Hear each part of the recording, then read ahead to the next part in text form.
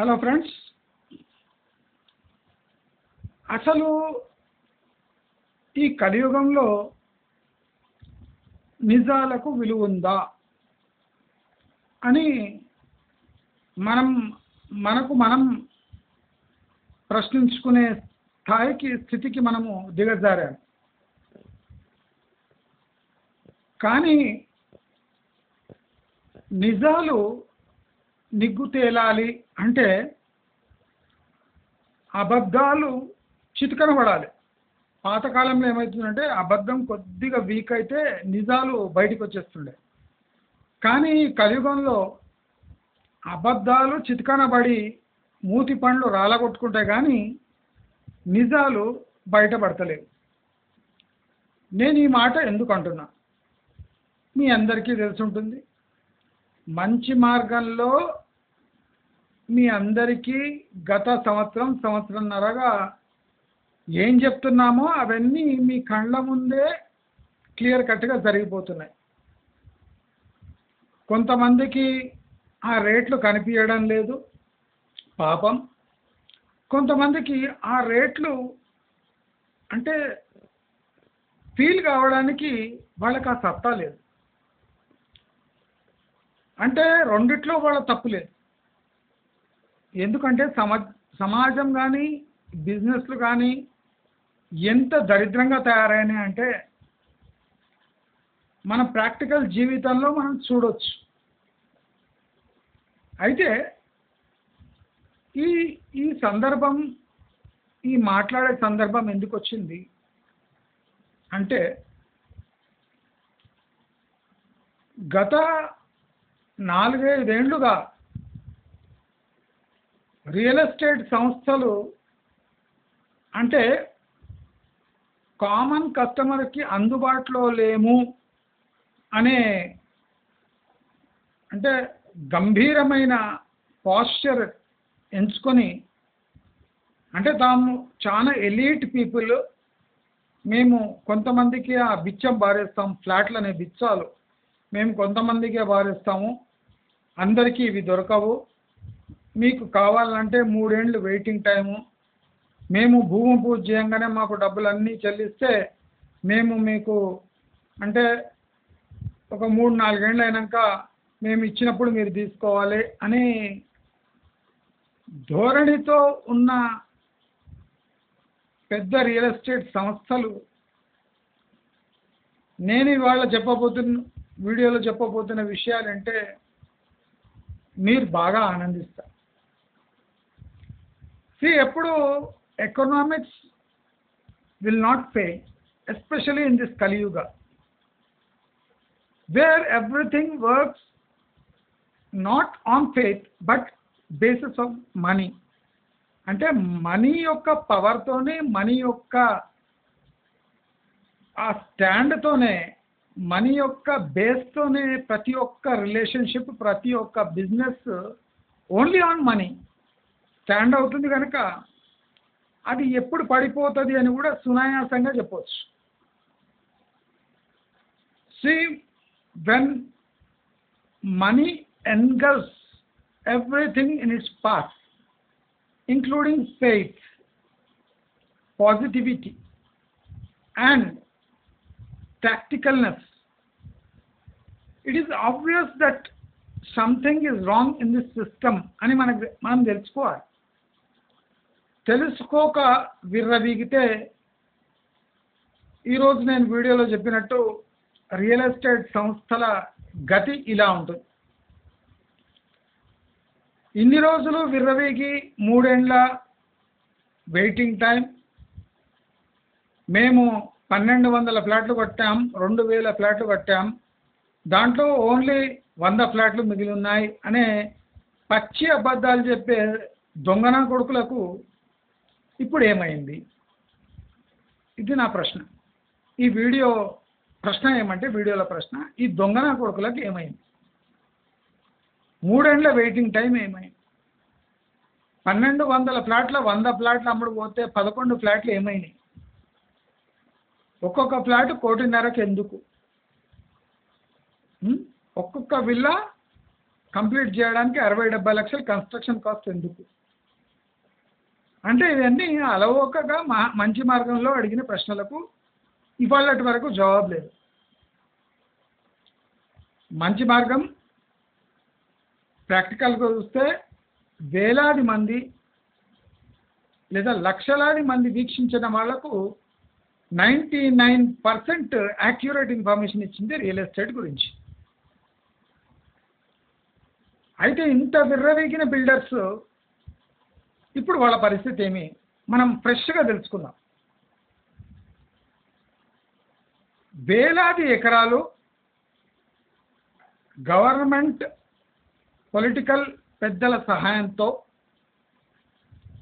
ఒక ఏరియాను టార్గెట్ చేసి వేలాది ఎకరాలు కొట్టేసిన బిల్డర్స్ పరిస్థితి ఏముంది?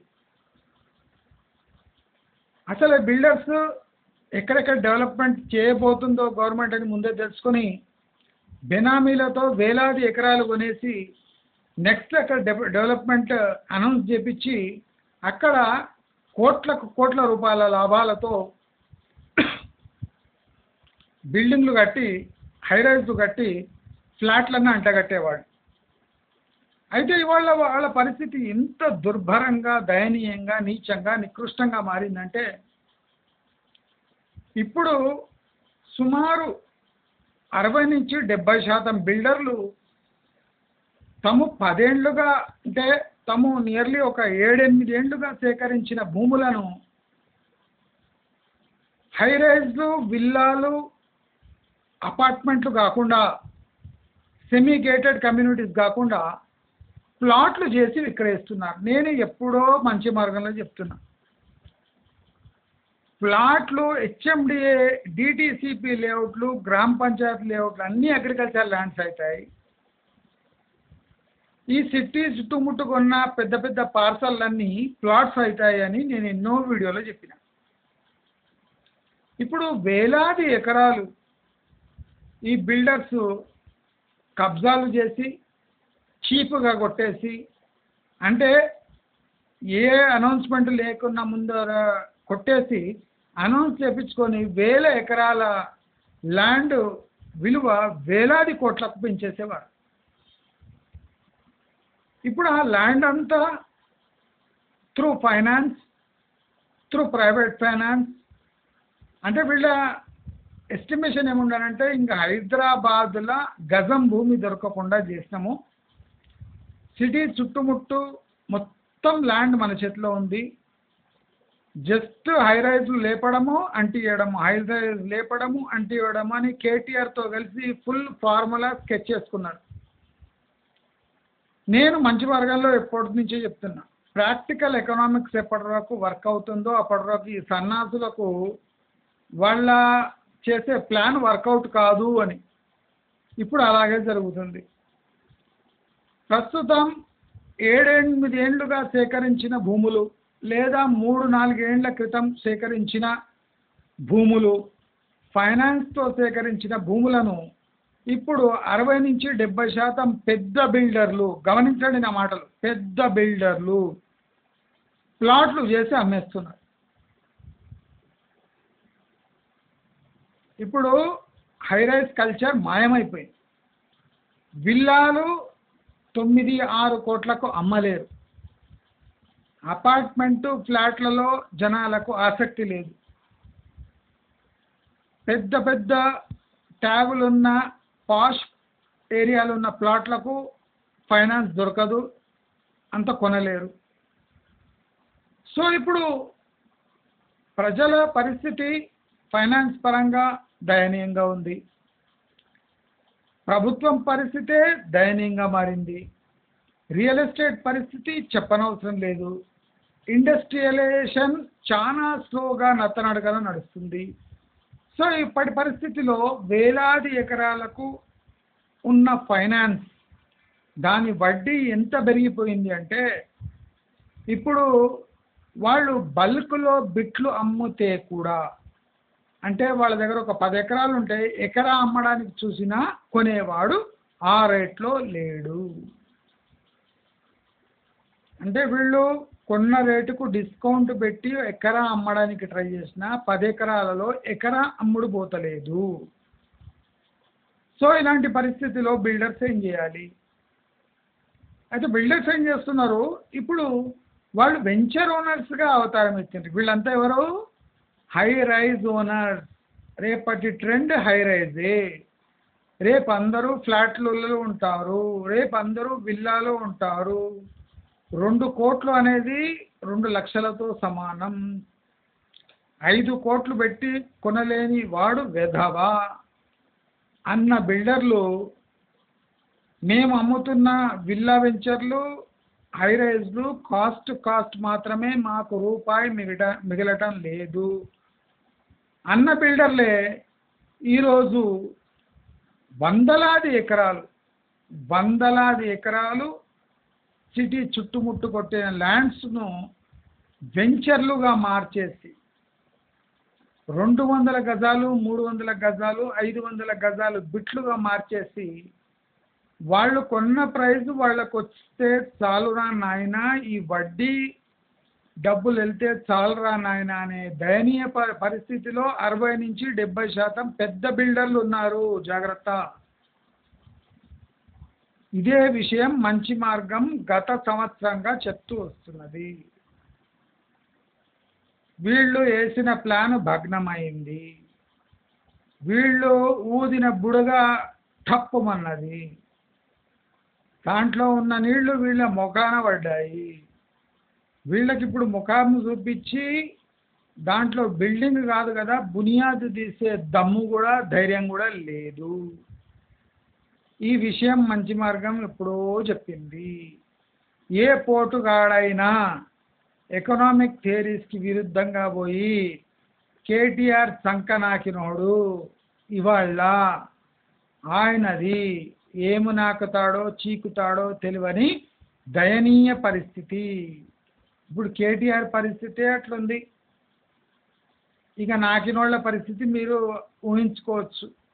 పెద్ద బిల్డర్లు, నేను మళ్ళీ చెప్తున్నా, పెద్ద బిల్డర్లు, పేరు మోసిన బిల్డర్లు మొత్తం ప్లాట్లు చేసి అమ్ముతారు. వందలాది ఎకరాలు, వేలాది ఎకరాలు. రీజనల్ రింగ్ రోడ్ లోపల ఓఆర్ఆర్ బయట, ఓఆర్ఆర్ నుంచి 2 కిలోమీటర్ల లోపల ఉన్న పెద్ద ల్యాండ్ బిట్స్ అమ్మి పారి దొబ్బుతున్నారు.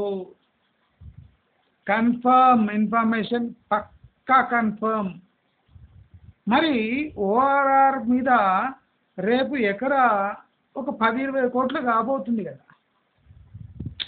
ఓఆర్ఆర్ బయట 5, 10, 20 ఇట్లుంటుంది ఒక ఎకరా కాస్ట్. మీకు తెలుసా?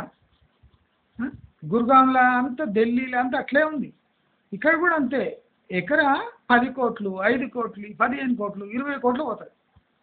మరి ఈ సన్నాసులు ఎందుకు అమ్ముతున్నారు అన్నట్టు?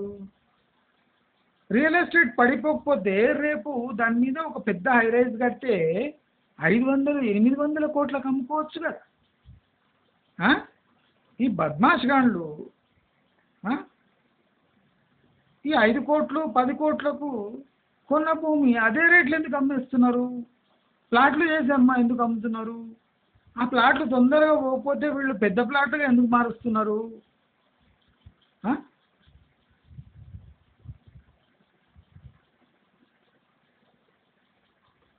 ఇన్స్టంట్ హెచ్ఎండిఏ అప్రూవల్స్ ఇప్పుడు ల్యాండ్స్కి. పత్రం పెట్టు, హెచ్ఎండిఏ కొట్టు, ఈ స్కీమ్ నడుస్తుంది. అప్పుడేం నడుస్తుండే? పత్రం పెడితే 3 డేస్లో హై రైజ్కి అప్రూవల్. ఇప్పుడేం నడుస్తుంది? పత్రం పెడితే పొద్దున పత్రం పెడితే సాయంత్రం హెచ్ఎండిఏ లేఅవుట్కి అప్రూవల్. అంటే అంత సక్రమంగా అంటే దాన్ని లేఅవుట్ మార్కింగ్స్ అన్నీ చేసి సబ్మిట్ చేస్తే, పొద్దున చేస్తే సాయంత్రం హెచ్ఎండిఏ మీ పని మీరు చేసుకోండి అని చెప్పి తర్వాత అన్ని డాక్యుమెంట్స్ రెడీ అవుతాయి. అందరికీ 1 డే 2 డేలో హెచ్ఎండిఏ అప్రూవల్స్ దొరికినాయి. ఇది ఎప్పుడు దొరికినాయి తెలుసా? ఎలక్షన్ అయిన 10 డేస్ 15 డేస్ లోపల వీళ్ళంతా హెచ్ఎండిఏ ఫ్లాట్ల కోసం అప్లై చేస్తారు. ఎలక్షన్ అయినా 10-15 డేస్ లోపల వీళ్ళందరూ తమ ల్యాండ్స్కి హెచ్ఎండిఏ అప్రూవల్ కోసం. యాక్చువల్లీ ఇది ల్యాండ్స్ ఎందుకు కొన్నారు? హై రైజ్లు కట్టడానికి. ఎందుకంటే పాపులేషన్ ఇరిగి పగిలి 1,20,00,000 ఉన్న పాపులేషన్ ఒక్కసారి కాంగ్రెస్ గవర్నమెంట్ రాగానే ఇండస్ట్రియలైజేషన్ అయ్యి సాఫ్ట్వేర్లు వచ్చేసి 3 కోట్లుగా పెరిగి కాంగ్రెస్ ప్రభుత్వం పడిపోయినా మళ్ళీ కేసీఆర్ వచ్చి కుంటుకుంటా ఇండస్ట్రియల్ హబ్గా మార్చి ఫార్మా హబ్గా మార్చి మళ్ళీ ఫార్మాసిటీ వచ్చేసి ఇక్కడ పాపులేషన్ 3-4-5 కోట్లుగా పెరిగి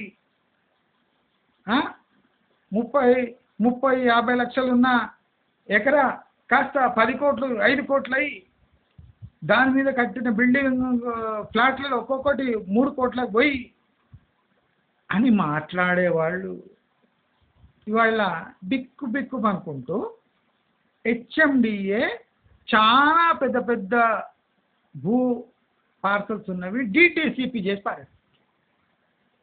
వీళ్ళంతా ఎవరు? టాప్ టైర్ బిల్డర్స్ హైదరాబాద్లో.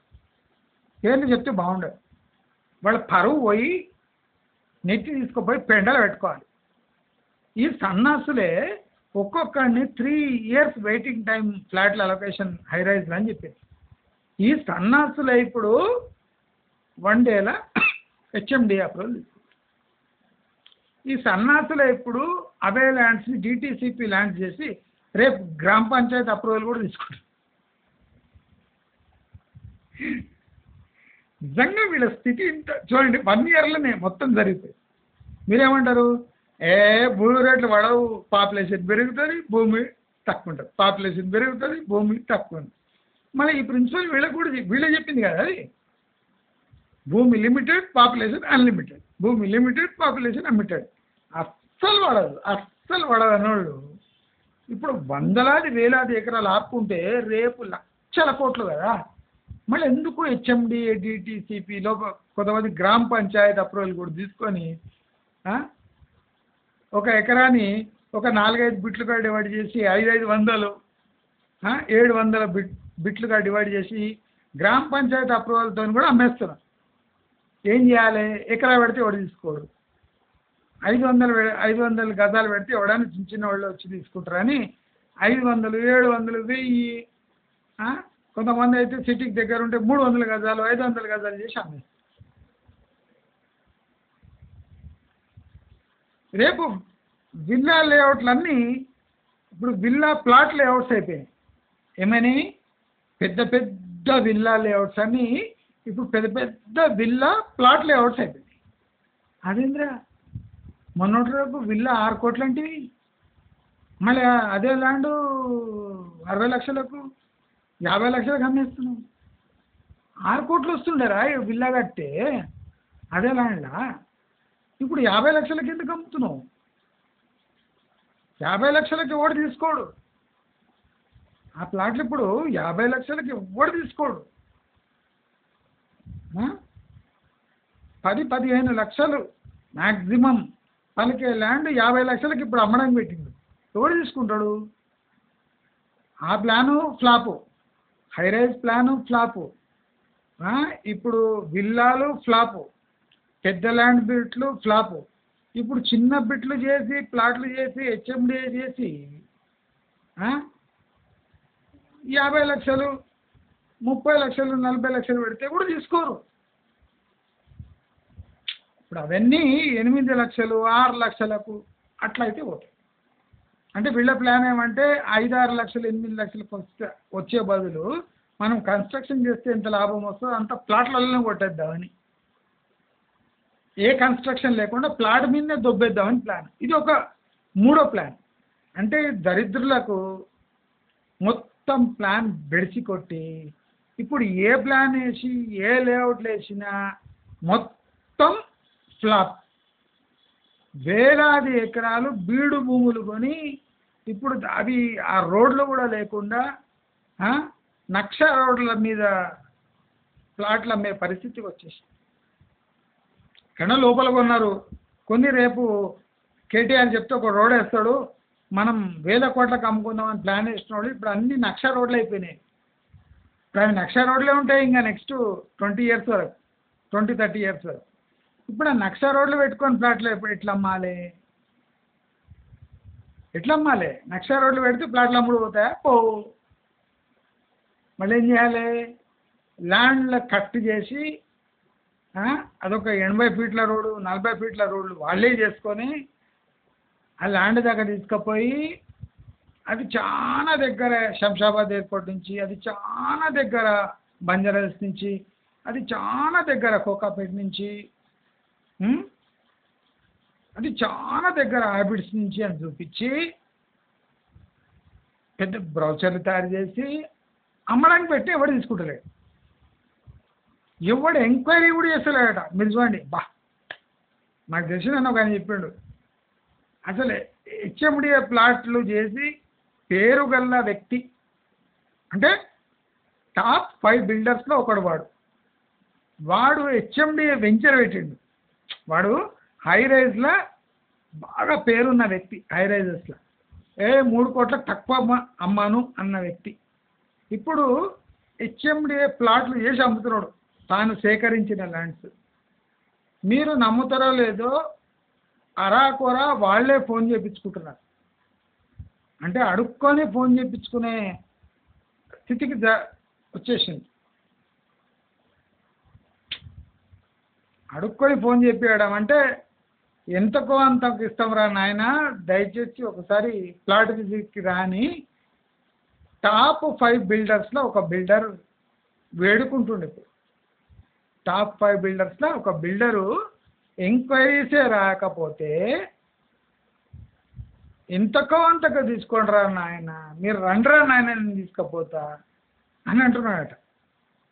వీడేం చేసిండు గత 4-5 ఏళ్ళుగా, రే గేట్ బయట నుంచే హై రైజ్ని చూడాలి, గేట్ బయట నుంచే ఫ్లాట్లు చూడాలి, డ్రోన్ విజువల్సే చూడాలి, ఫ్లాట్లు కొనాలి, 3 ఏళ్ళు 4 ఏళ్ళు ఆగితే బిచ్చం పడేస్తా ఫ్లాట్ అన్న వ్యక్తి దండం పెడతారా నాయన వచ్చి నా ప్లాట్లు తీసుకో, ఒక ప్లాట్ కొంటే ఇంకో ప్లాట్ 3 కూడా ఇస్తా అన్న వస్తలేదు. ఎందుకు వస్తలేరు అని నక్షబిట్లే. ఇప్పుడు ఆ నక్షబిట్లు రోడ్లు కావు, నక్షబిట్లు రోడ్లు కావని తెలిసిపోయింది వాళ్ళకి. మళ్ళీ ఏం చేయాలి? ఒక్క రోజులో హెచ్ఎండిఏ పర్మిషన్ ఇచ్చేసింది, పైసలు ఇచ్చేసింది, రెరా అప్రూవల్ కూడా ఇచ్చేసింది, పైసలు ఇచ్చేసింది. మరి ఇప్పుడు ఏం చేయాలి?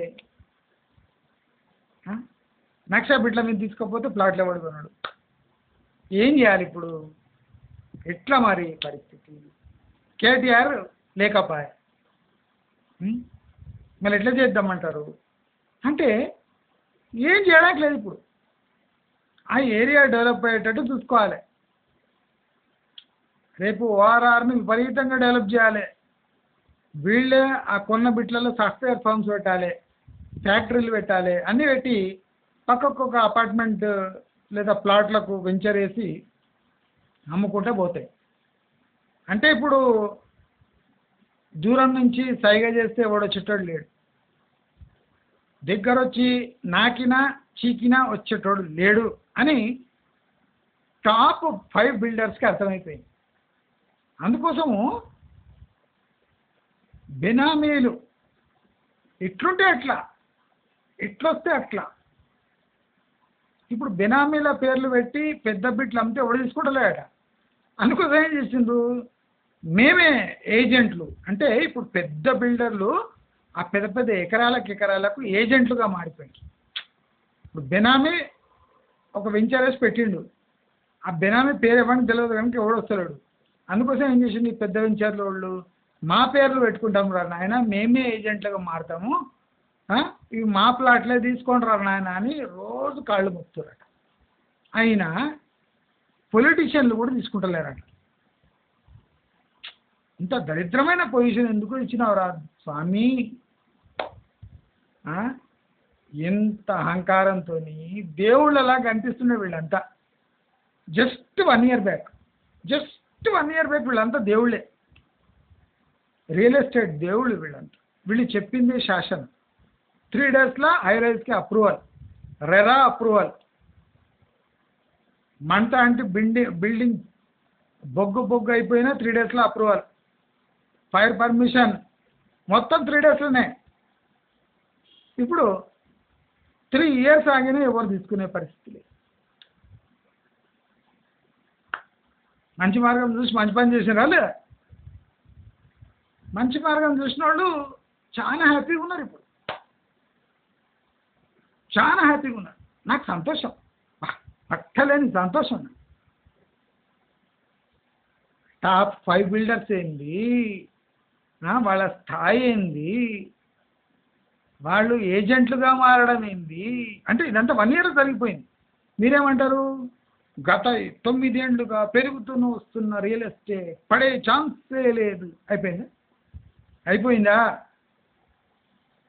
ఇప్పుడు పెద్ద పెద్ద బిల్డర్స్ అంతా వెంచర్ ఓనర్స్ ఏజెంట్లుగా మారిపోయింది. పెద్ద బిట్లు ఉంటే వాళ్ళ పేర్లు పెట్టుకొని మా పెద్ద పేరు రా నాయన, మొన్నటి వరకు హై రైజ్ కట్టినారా నాయన, ఇప్పుడు కట్టలేకపోతున్నా, లిటిగేషన్ లేని బిట్లు తీసుకోండి రా నాయన, ఇది మేము కబ్జా చేయలేదురా నాయన, లింక్ డాక్యుమెంట్స్ చూపిస్తాము, ఏమైనా చేసుకొని దయచేసి ఒక 300, 500 అటువంటి బిట్స్ తీసుకోండి రా నాయన, తొందరగా అయిపోతాయి మా ప్లాట్లని కాళ్ళ వేళ్ళ వాడుతుండ్రు. ఎవరికి వాడుతుండ్రు సార్? మేస్త్రీలకు వాడుతున్నాడు. అంటే చిన్న చిన్న ఇళ్ళు కట్టి అమ్ముతారు కదా, అటువంటి మేస్త్రీల కాళ్ళు కూడా పట్టుకొని మీకు డిస్కౌంట్లు ఇస్తాము, మీరు కట్టినాకనే డబ్బులు ఇవ్వండి అంటుండే కొంతమంది. మీరు కట్టుకోండి రా నాయన, కట్టుకోండి, అమ్ముకోండి, తర్వాతనే డబ్బులు ఇవ్వండి, పార్ట్నర్షిప్ అనుకోండి, క్షమించండి రా, ఇంకోసారి ఫ్లాట్లు హైరైజ్లు కట్టం రా, ప్లీజ్ రా, మీకు చేసిన అన్యాయానికి మీ కాళ్ళు పట్టుకోవాల్సి వస్తుందిరా, మేస్త్రి ఇలా కాళ్ళు పట్టుకోవాల్సి వస్తుందిరా. టాప్ బిల్డర్ వందలాది ఎకరాలు ఉన్నాయిరా, వడ్డీ గుద్దను జీరేస్తుంది, ఏం చేయాలరా? దయచేసి మీరు కట్టుకోండి రా, ఇల్లు కట్టుకొని లేఅవుట్లు చేసుకొని అమ్ముకోండి రా, తర్వాతే పైసలు ఇవ్వండి రా అంటున్నట్టు కొంతమంది ఏమో వెంచర్కి తీసుకుపోయి కాళ్ళు మొక్కుతారు, ఇంకోరేమో ఏజెంట్లుగా మారిపోయారు, ఇంకోరేమో భూములు మొత్తం మీరు కట్టుకొని అమ్ముకున్నాక పైసలు ఇవ్వండి నాయన అంటున్నారు. ఇది వీళ్ళకి అవసరమా? ఇంత కామెడీ మనకు అవసరమా? 1 ఇయర్ బ్యాక్ వీళ్ళంతా ఎట్లుండే 6 గోడలు కట్టి 3 కోట్లకు అమ్ముకున్నారు. 6 గోడలు కట్టి 3 కోట్లకు అమ్ముకున్న సన్నాసులు మొత్తం ఇప్పుడు దాసోహం అంటారు. చిన్న మేస్త్రీల కాళ్ళు పట్టుకుంటారు, ఒరే నీవు ఒక 5 ఇండ్లు కట్టుకోరా, అయినాక పైసలు ఇవ్వరా ప్లీజ్, నీవు ఇల్లు కట్టుకుంటే ఎవడన్నా వస్తాడేమో. ఇప్పుడు మా భూమే భారంగా మారింది, మేము కట్టి అమ్ముదామంటే అవి పోకపోతే డబ్బులు ధమాకా. దయచేసి మీరు ఇక్కడ మీరు ఇల్లు కట్టుకోండి, అమ్ముకోండి, మస్తు మజా చేయండి, మిగిలిందే రొట్టె ముక్క మాకు బారేయండి అంటున్నాడు. ఇదంతా 1 ఇయర్ జరిగిపోయింది. నాకు ఆ సమాచారం అందుతుంటేనే సంతోషంగా నాకు ఇంకా పట్టలేకపోయింది. మంచి మార్గం ఇప్పుడు చూసిన వాళ్ళంతా ఆనందంగా ఫీల్ కావాలి. మీరే ½ కేజీ మిఠాయి తెచ్చుకొని పంచుకోండి, ఏం తప్పలేదు. మీరు లక్షలు మిగిలినాయి, ముష్టి 300 మిఠాయికి ఏం పోతుంది, తెచ్చి పక్కింటి వాళ్ళకి వీళ్ళకి మీ ఇంట్లో అందరు తినండి, నాన్ వెజ్ చేసుకొని తినండి, వాళ్ళు బిర్యానీ చేసుకొని తినండి. మీకు సమాచారం బాగుందనుకుంటా. నాకు కూడా ఇవాళ పండగ లాంటి స్థితి ఉంది. ఇంత దౌర్భాగ్యం నీచమైన స్థితి బిల్డర్లకి ఇంత తొందరగా వస్తుందని నేను కూడా ఊహించలే. నేను మీకు చెప్తున్నా 1.5 ఇయర్ ఆగండి, 1.5 ఇయర్ ఏం లేదు 6 నెలల లోపల వచ్చేసింది. అర్రే నా ప్రిడిక్షన్ మొత్తం రాంగ్ అయింది. నేను అట్టర్ ఫ్లాప్ అయిపోయాను. నేను ఈరోజు చెప్తున్నా మీ అందరి ముందర సిగ్గు లేకుండా, నేను 1.5 ఇయర్ ఆగండి మొత్తం డౌన్ అవుతుంది తర్వాత కొనండి అని చెప్తాను కదా, చంపలు వేసుకుంటున్నా. నేను తప్పు ఇవాళ ఒప్పుకుంటున్నాను, నేను తప్పు. 6 నెలల్లోనే ఈ దరిద్రపు గొట్టు న్యూస్ మనకు అందింది మనకు తప్పైంది. నేను ఇంకోసారి 1.5 ఇయర్ అని లాంగ్ టర్మ్ ప్రిడిక్షన్స్ చేయాలి. 6 నెలలలో సర్వనాశనం అయిపోయింది. ఆహాహా! ఆ! ఆ! ఆ పెగ్గులు కొడితే ఆనందం వస్తదంటారు. అది ఎట్లుంటదో తెలవదు గానీ, పెగ్గు కొట్టినట్టే ఉంది. 1 ½ ఇయర్ మిమ్మల్ని ఆగమన్నా. తప్పు చేసినా. 6 నెలల పెద్ద బిల్డర్ల సమాచారం ఇట్లా అందడం అరుదు. గత 9 ఏళ్లుగా ఇటువంటి సమాచారం ఎవ్వరికి అందుండదు. మొన్న నేను వ్యవసాయ భూములు చెప్తే ఒకడు చెప్తుండు. అమ్ముకోకండి 10 కోట్లు అవుతుందట ఎకరా. వీళ్ళ జోకులు మామూలు కాదురా నాయన. ప్రతి ఒక్కడు రియల్ ఎస్టేట్ ఏజెంట్ లాగా అయిపోయింది. ఊళ్ళల్లో కూడా రియల్ ఎస్టేట్ బ్లడ్ ఎక్కిపోయింది. రైతులు నాశనం అయినరు. లేఅవుట్ వెంచర్ ఓనర్స్ నాశనం చేసిరు. శ్రీశైలం హైవే మీద, శంషాబాద్ హైవే మీద. ఇప్పుడు కొనాకు ఈ టాప్ బిల్డర్స్ రా వీళ్ళు. ఆదిలా బిఎండబ్ల్యూలో తిరిగేటోళ్ళు, మర్సిడీస్ బెంజులలో తిరిగేటోళ్ళు రా. వీళ్ళ పరిస్థితి 6 నెలలు ఇట్లా అయిపోతే ఇంకా సామాన్యుల పరిస్థితి ఎట్లుంటుందో మీరందరూ ఊహించుకొని జస్ట్ ఇట్లా పండుకొని, తిని పండుకొని, తాగి పండుకొని ఒక్కసారి ఆ సీన్ వేసుకోండి. టాప్ 5 బిల్డర్స్ మేస్త్రీలను అడుక్కోడు. టాప్ 5 బిల్డర్స్ చిన్నపాటి అపార్ట్మెంట్లు, చిన్న ఇండిపెండెంట్ హౌస్ కట్టుకొని మేస్త్రిని అడుక్కుంటున్నారు. బాబు మీరేమైనా వస్తారా, అమ్ముకున్నాకనే డబ్బులు ఇవ్వండి. మీరు ఇమాజిన్ చేయండి 1 ½ ఇయర్లో ఏమైపోతుంది. మజా వచ్చేస్తుంది. ఏం బలికినరా మీరు. ఏ గుడ కనిపిస్తే ఆ గుడ, బందర్ దొడ్డి, పైకాన దొడ్డి, ఏముండదో ముడ్డి, ఏం పేర్లు రావి. ఆ ఏరియా పేర్లే తెలియవు. దాన్ని అంతా పాష్ ఏరియా చేసారు కదా మీరు. అరే 6 monthsలో మొత్తం బర్బాద్ అయిపోయింది. వేలాది ఎకరాలు పెద్ద బిడ్డలలో అమ్మేస్తుండ్రు. ఎవరికైనా ఇటువంటి ఆ సమాచారం అందితే పోయి మీరన్న వాళ్ళ మీద దయ చూపి కొనేయండి. మంచి మార్గం ద్వారా చెప్తున్నా. అంటే వాళ్ళు ఇంకా మొత్తం బర్బాద్ అయిపోయింది. అయినా ఎక్కువ రేట్లు చెప్తున్నారు వాళ్ళు. ఎవరికైనా మీకు పెద్ద బిడ్డలు కావాలిస్తే ఓఆర్ఆర్పై ఈ పరిస్థితి ఉందంట.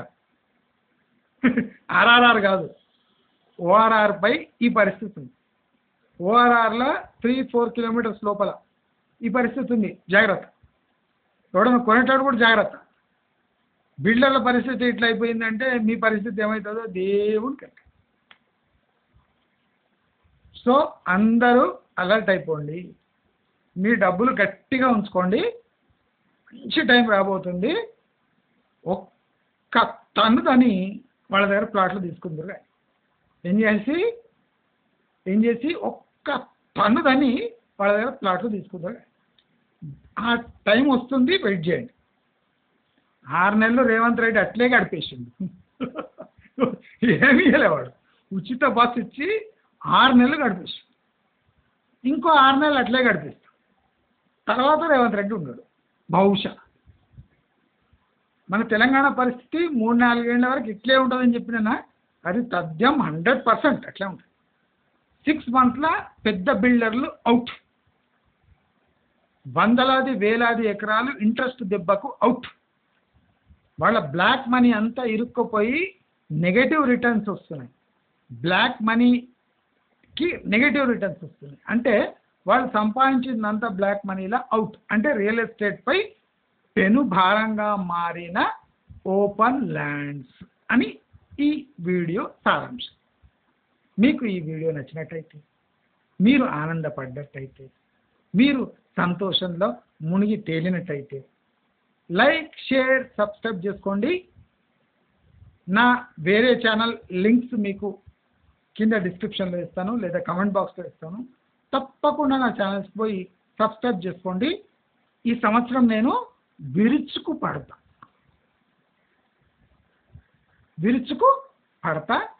Political, economic and finance related videos చేస్తా. ఎంజాయ్ చేయండి. నమస్కారం.